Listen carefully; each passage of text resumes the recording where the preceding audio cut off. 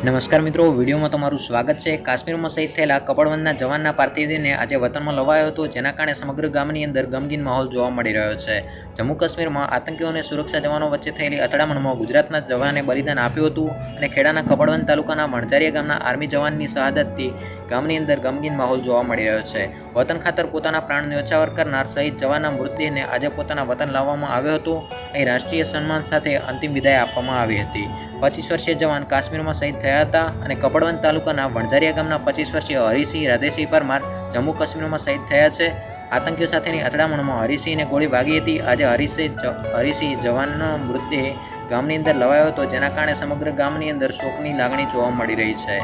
Army જવાનના પિતા રાધેસિંહ અમરાભાઈ પરમારને સંતાનમાં 2 દીકરા છે, જેમાં સૌથી મોટો દીકરો હરિસિંહ આર્મીમાં, જ્યારે નાનો દીકરો સુનિલ અભ્યાસ કરી રહ્યો છે। જવાન છેલ્લે મે મહિનામાં પોતાના વતન વણઝારિયા ગામે આવ્યા હતા। જો 1 મહિનાની રજાના સમયગાળામાં પોતાના પરિવાર અને મિત્રો સાથે સમય વિતાવી પરત જમ્મુમાં હાજર થયા હતા। શહીદ થયેલા હરિસિંહે કપડવંત ખાતેની સ્કૂલમાંથી શિક્ષણ મેળવ્યું હતું। હરિસિંહે બાળપણથી આર્મીમાં જોડાવાનો શોખ હતો।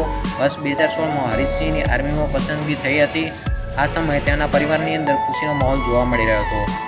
તેમનું પ્રથમ પોસ્ટિંગ આસામ અને ત્યારબાદ રાજસ્થાન અને પછી જમ્મુ કાશ્મીરમાં પોસ્ટિંગ મળ્યું હતું। 1 વર્ષ અગાઉ તેમની સગાઈ કરવામાં આવી હતી।